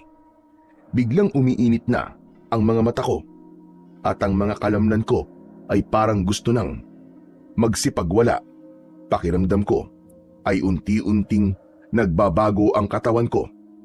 Natakot ako nang sumagi sa isip ko na baka nahawaan na ako ni Horoko ng pagiging aswang. Dahil dito ay naiiyak na akong nagpasaklolo kina Lolo Manding at Lola Iska. Hindi ako makapapayag na maging aswang. Lolo Manding! Lola Iska! Tulungan niyo ako! Ayoko maging aswang! Ayoko maging aswang! Puko, Iska. Unti-unti na siyang nagiging aswang. Anong gagawin natin? Ayoko maging aswang ang apo ko. Ikaw na, Horoko ka! Pagbabayaran mo ang ginawa mong ito sa apo ko! Ito ang sayo! Sasabuyan sana ni Lolo Manding ng pangontrang langis si Horoko, sabay patatamaan sana ng hawak na matalim na karit. Pero nang gawin niya yun, ay malakas siyang tumilapon. Nakalimutan ni Lolo na napapalibutan pala si Horoko ng mga galamay nitong itim na usok. Hindi mo ko kaya, tanda. Kahit magsama pa kayong dalawa ni Iska, wala rin talab sa akin ang mga kapangyarihan niya bilang babaylan. Dahil isa rin akong asog na bumaling sa kapangyarihang itim.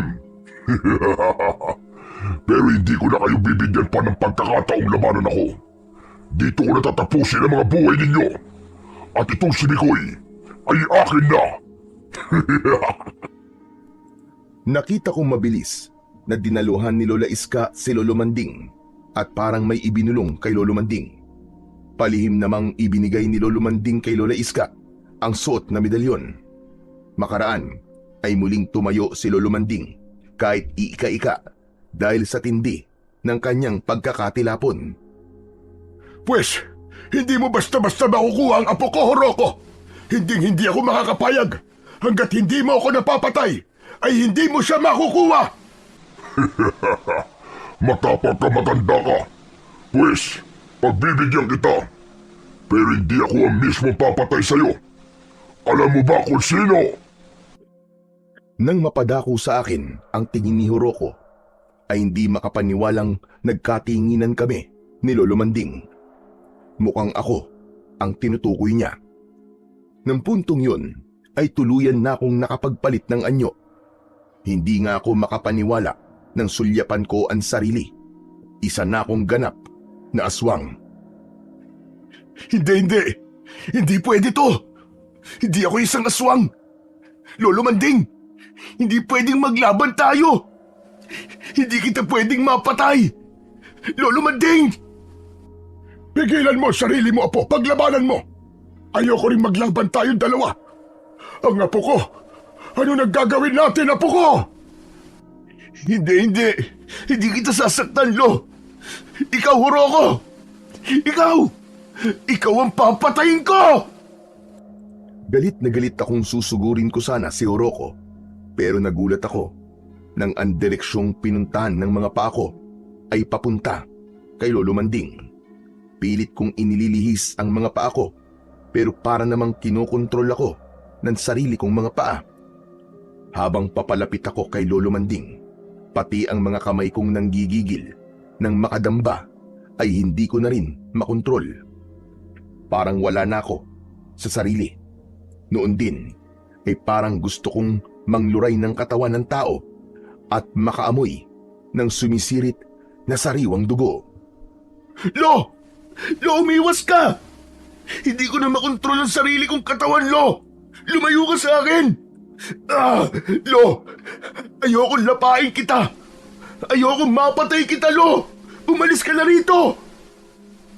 Apo ko, ayaw din kita saktan. Hindi ako lalaban sa iyo. Pero kung wala na tayong magagawa sa pagkakataong ito, sige, Apo. Ako na lang.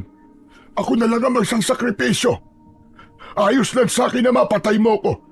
Basta ito ang tatandaan mo, Apo ko. Mahal na mahal kita. Mahal na mahal kita, Apo. Hindi, Lo, ayoko. Ayoko maglaban tayo. Ayokong patayin ka. Pero hindi ko kaya, Lo. Umalis ka na. Umalis ka na. Tulad ng sinabi ko, Apo. Hindi kita iiwan. Si Horoko naman noon ay halatang tuwang-tuwa sa tagpo naming yon ni Lolo Manding. Hindi na nito napansin ang lihim na ginagawa ni Lola Iska ng mga sandaling yon. Nasulyapan ko sa sulok ng mata ko na nagtago pala siya sa likod ng aparador at noon ay parang isinasara na ang kung anumang inuusal sa sarili. Magaling! Magaling! Napakagandang palabas naman itong nasasaksiyan ko. Lolong uugod-ugod laban sa apo niyang naging isang mabangis na aswang. Ngayon, Mikoy, tapusin mo na siya at sumama ka na sa akin. Matapos ito, ay gagawin kitang prinsipe at ikaw ang susunod na magmamana ng aking trono bilang pinuno ng mga aswang. At magmula ngayon, hindi ka natatawaging mangangatay ng mga aswang. Sa halip ay mga tao naman ang kakatayin mo para sa mga kalahi natin.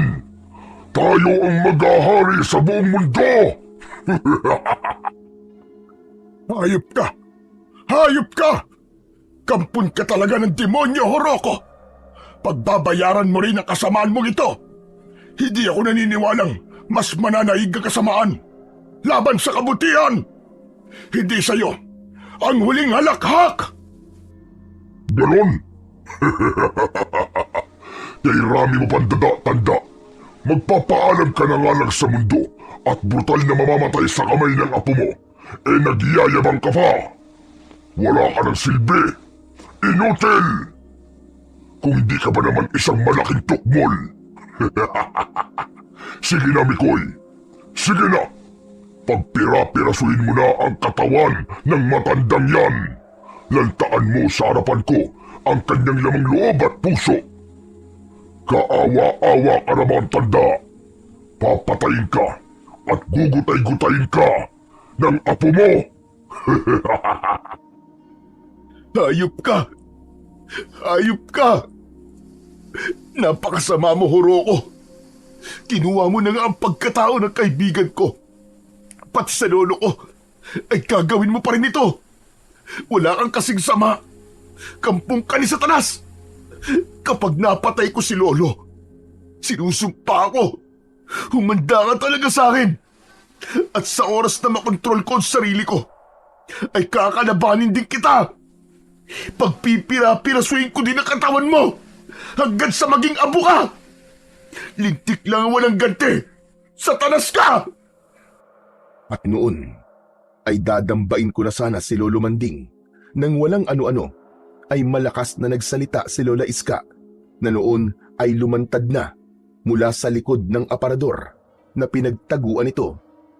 Hawak-hawak nito ang mga medalyong kakaiba ang paraan ng pag-ilaw.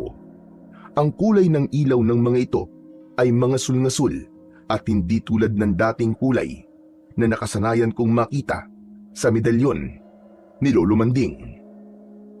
Igme! Patawad! Pero kailangan ko itong gawin para wakasan na ang kasamaang nagahari ngayon sa puso mo. Patawad! Patawad, kapatid ko! Katapusan mo na! Namimilog ang mapupulang mga matang napabaling ang tingin ni Horoko kay Lola Iska. Lumarawan sa mukha nito ang galit at labis na pagtataka. Hindi. Anong ibig mong sabihin, Iska? At sa palagay mo ba, ay matatalo mo ko? Kung yan ang iniisip mo, ay nagkakamali ka. Ayaw sana kitang kalabanin, Iska. Pero kung pinipilit mo ko, wala akong magagawa. Isasama na kita sa matandang uugod-ugod na ito na tulad mo rin na mga walang silbi. Ikaw ang nagkakamali, Igme. Maling-mali. Na nagpasakop ka at bumaling sa kapangyarihang itim na sinabi ko sa noon na wag mo susubukan bilang isang asog. Pero pinairal mo pa rin pala ang katigasan ng ulo mo at talagang katauhan pa ng isang pinuno na mga aswangan ninakaw mo. Akala mo ba ay tuluyan ka ng maghahari bilang isang malakas na puwersa ng kadiliman? Walang mula sa mga babaylan ang kahit kailan ay magtatagumpay na kasama ng puwersa ng kasamaan. Yan ang tatandaan mo!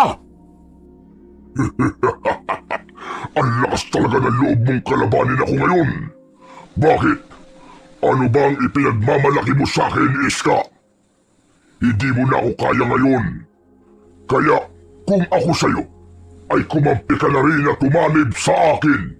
Baka gawin pa kitang reyna ng mga aswang kapag nagkataon. Gusto mo ba yun? Wala ka na, Igme. Wala na ang kapatid ko.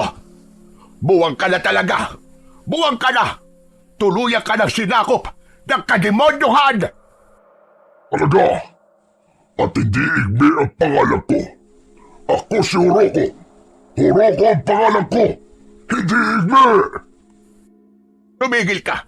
Kahit ano pang pangalan mo ngayon, ay si Igme ka pa rin. Sakay di sa niyayabangan kita, Igme. Horoko! Horoko ang pangalan ko! Natatandaan mo ba na may isang bagay akong ayaw na ayaw kong ituro sa iyo noon? Ito na yon, Igme. Ito na yon! Ang paraan kung paano mababaligtad ang kapangyarihang itim kapag pumasok ito sa sistema ng isang babaylan o ng isang asog. Hindi ko itinuro sa iyo dahil alam ko ang tendensiya mo. Alam kong maaaring mangyari sa iyo ang ganito. Ikaw ang may pagkakataong kapag pinasukan ng kasamaan ay di nagugustuhin pang bumalik pa sa dati at lalo pang sisirain ng paraan para makabalik at gagamitin para lalong palakasin ang kasamaan mo.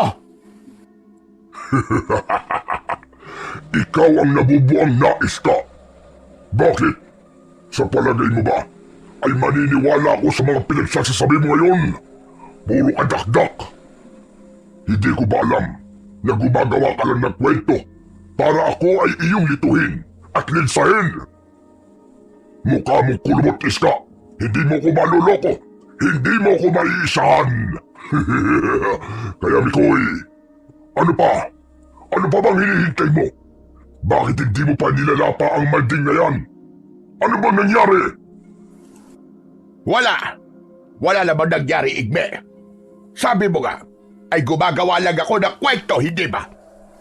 Ngayon, ay tikman mo ang bunga ng kawalan mo ng pagsisisi. Ikaw ngayon ang mamamaalam na sa mundo. Pero bago ang lahat, ay kukunin ko muna sa iyo ang mga kapangyarihan mo bilang isang asog at magiging akin na yon. Pero siyempre, ay sasalain ko ang kapangyarihang itim na inihalo mo rito. Ito na katapusan mo, Igme. Magpaalam ka na! Hindi. Kalokohan mo, Iska. Nasisiraan ka na talaga ng ulo. Pagsisisiyan mo ginagalit mo ko. Humanda kayo ngayon. Mamamatay kayong lahat. Bigla-bigla ay malakas na umalulong ang aswang na si Horoko na noon ay nasa katauhan pa rin ni Rolito. Yung pala ay hudyat para ang mga aswang sa labas ay sapilitang pumasok na sa bahay ni Lola Iska. Katakot-takot ang ugong ng pagsugod ng mga ito. Ako naman noon ay napansin kong unti-unti akong bumabalik sa dati kong anyo. May itim na manipis na usok na parabang nagmamadaling tumakas paalis sa mga paa ko. Gumapang ito sa saig at bumalik kay Horoko. habang ginigiba ng mga aswang ang dingding ng bahay. Si Horoko naman na pinuno ng mga aswang ay kakikitaan ng takot at pagtataka sa kanyang mga mata habang kinakapa at tinitignan ang nangyayari sa sarili. Napansin kong ang itim na usok na parang mga galamay niya ay unti-unting naglalaho sa hangin. Unti-unti rin siyang lumalaki at nagbabalik sa dati niyang anyo. Ang katauhan ni Rolito na nasa kanya ay unti-unting nawawala. Ano ito? Ano to? Hindi maaari. Ano tong nangyayari sa akin? Iska! Anong pinapagana mo sa akin? Anong ginagawa mo? Pagahas ka! Pakialamera ka! Huwag mong gawin to sa akin! Kapatid mo ako! Bakit nagagawa mo ito sa akin? Hindi! Hindi maaari! Hindi dapat mawala sa akin ang mga kapangyarihan ko! Itigil mo ito, Iska! Itigil mo ito! Tumigil ka! Wala na! Hindi ko na kaya pang pigilan yan, Igme. Gumagana na ako na siyang tahimik kong sinambit at ibinilong sa mga medalyon ko. At ang medalyon mo rin ay nakiayon sa akin. At yun ay mapupunta na rin sa akin ngayon. Kaya patawad na lang sa iyo, Igme. Kailangan mabura na ang kasamaan sa linya nating mga babaylan. Kailangan mo na mawala! Isinusumpa kita, Iska! Isinusumpa kita! Sa ngalan ng espiritu ng kapangyarihang itim! Hayop ka! Pagbabayaran mo to! Pagbabayaran mo to ng malaki, Iska! Walang ano-ano ay ikinumpas ni Lola Iska ang hawak niyang mga medalyon sa hangin. Kinontra niya ang sumpasa ng babanggitin pa lamang ni Horoko. Bunga nito ay biglang hindi na nakapagsalita pa ang pinuno ng mga aswang na si Horoko.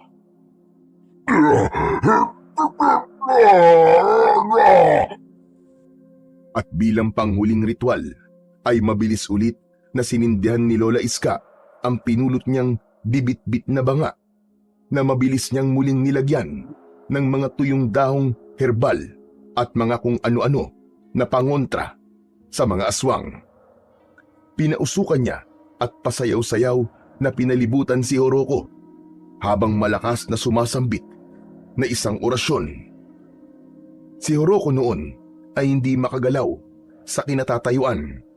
Ang mga pag-ungol niya, singasing at atungal ay unti-unti nang humihina.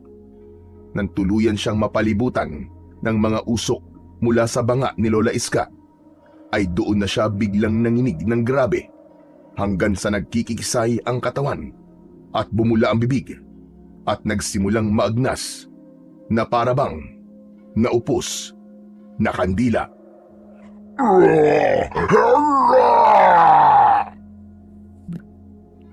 Ang maiingay namang pagkakagulo ng mga aswang sa labas ay unti-unti na ring tumigil. Huminto rin ang mga ito sa tangkang gibain ang bahay ni Lola Iska. Nang mapansin naming biglang umusok ang katawan ni Horoko at magsimulang magliyab, ay nataranta kami. Naku po, Diyos ko!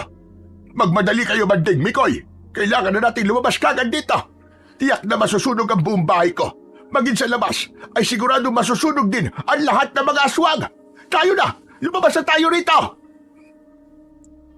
Una muna ay maigpit akong niyakap ni Lolo Manding. Salamat sa Diyos at nakabalik ka rin sa dati, Apo. Hindi ko alam ang gagawin ko kung tuluyan ka na wala.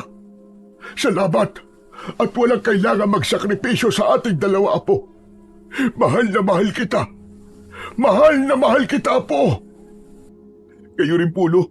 Mahal na mahal ko po kayo. Nagpapasalamat talaga ako sa Panginoon Diyos. Kung nagkataon, ay hindi ko po mapapatawad ng sarili ko kung sakaling nalapa ko po kayo kanina. Ay, ano pa yan? Mamaya na kayo magdrama maglolo. Wala tayo sa palabas para magdrama kayo ng ganyan. Diyos ko naman, nasa peligro na nga tayo ngayon. Tantanan nyo na nga yan. Aba, alam nyo pa yata si Ato Redillas at Fernando po. Dali na, bago pa kayo maging mga aboryan. Bilisan nyo na! Grabe naman, si Lola Iska naman eh. Panira kayo eh. Hayaan mo na. Tara na po. Kilala ko kasi yan si Iska. Wala talagang kadramahan yan. Kahit noon pa. Nung kami pandalawa. Hindi po ako naniniwala. Kanina nga po sa harap ni Oroco, nagdrama din siya eh. Huwag mo nang iparinig sa kanya at malalagot ka kapag napagtanto niyang nakapagdrama pala siya. Tara na, lumabas na tayo. At doon na natapos ang pakikipagharap namin ni Lolo Manding sa pinuno ng mga aswang na may lahing asog na si Oroco. Si Lola Iska lang pala ang makakatulong sa amin. Siyempre ay nagkaroon din ng papel ang matalik kong kaibigan na si Rolito. Tungkol pala kay Rolito, sa tulong ng kapangyarihang nabawi ni Lola Iska kay Lolo Igme, ay naibalik namin siya sa pagiging normal na tao. Sinamantala pala ni Lola Iska na nakipagpalitan si Lolo Igme o Oroco sa katauhan ni Rolito kung nagkataong napagana niya ang pambaligtad na kapangyarihan na nasa totoong anyo na si Oroco ay hindi na pala sana uubra na mabawi pa ang pagiging normal na tao ni Rolito. Nakalulungkot nga lang na ang itay pala niya ay hindi na naibalik sa dati. Ako rin naman ay naibalik sa dati dahil noon ay nasa katauhan pa lang din ni Rolito si Oroco nang maibalik ako sa dati. Marami akong natutunan sa karanasan namin ni Lolo Manding bilang mga mangangatay ng aswang. Una, ay delikado pala talaga ang posibleng kahihinatnan kung hindi ko kukontrolin ang pagiging mainipin at ang pagiging padalos-dalos ko. Muntikan na talaga kaming mapahamak nang papasukin ko ang inaakala kong matalik kong kaibigang si Rolito. Ikalawa, ay ang wag na wag ipagsasabi sa iba ang kahinaan mo tulad ng kay Lolo Manding. Yung pala ang pupuntiryahin ng kalaban. At ikatlo, ay yung natutunan ko kay Lola Iska na ilihim din ang importanteng bagay sa taong hindi talaga mapagkakatiwalaan na tulad ng kapatid niyang si Lolo Igme na naging pinuno ng mga aswang na si Oroco. Matapos ang gabing yon, ay naging tahimik na ulit ang baryo, Kalagbatan, at mula noon ay hindi na muling sinasalakay ng mga aswang. Kalaunan din ay nakapag-ipon na ako ng sapat para sa aking pangarap. At yun nga, kami ni Rolito ay ipinagpatuloy namin ang pag-aaral sa kolehiyo. Pero habang nag-aaral ako, naroroon pa rin ang kagustuhan kong ipagpatuloy ang pagiging mangangatay ko ng mga aswang at palawigin yon sa tulong ng aking pinakamamahal na si Lolo Manding, at ganoon na rin ang partisipasyon ngayon ni Rolito sa amin. Ang kanyang ama naman, bagkus kahit naging aswang ito, ay pumanig pa rin ito sa kabutihan at hindi tuluyang nilamon ng kasamaan ang kanyang buong pagkatao. Sama-sama kaming pinortektahan ang buong bayan, maging ang mga karatig lugar, laban sa mga aswang na posibleng maghatid ulit ng takot at panganib sa lahat. Nangako kami sa aming mga sarili na hanggang merong mga kampon ng kadiliman na tulad ni Oroco ay hinding-hindi kami titigil sa aming misyon na maging tagapagtanggol ng bayan bilang isang grupo ng mga mangangatay ng aswang na may basbas ng Panginoon na siyang pinakamakapangyarihan sa lahat. Ang kwentong inyong napakinggan ay sumasalamin sa tunay na pagkakaibigan ng isang tao at sa totoong pagmamahal para sa kanyang lolo. Isang ugnayang nagbigay daan upang manaig ang kabutihan kahit sa harap ng takot at paghihiganti. Sa kabila, ng isa sa kanila ay naging aswang at ang isa naman ay mangangatay Nangibabaw pa rin ang pagmamahal. Pinili nilang unawain ng isa't isa at ialay ang kanilang lakas upang ipaglaban ang katarungang matagal nang hinahanap at tuluyang pagpuksa sa kasamaan ng kadiliman. Sa tulong ng Panginoon at sa tibay ng tiwala at pagmamahal na hindi natinag ng mga pagsubok, napagtagumpayan nila ang pinakamadilim na yugto ng kanilang buhay. Itinuro ng kanilang samahan ng tunay na pagkakaibigan ay nagbubuklod ng puso at ang katarungan ay tunay na nagwawagi kapag ito'y isinasabuhay ng may pananampalataya at kabutiang loob para sa lahat.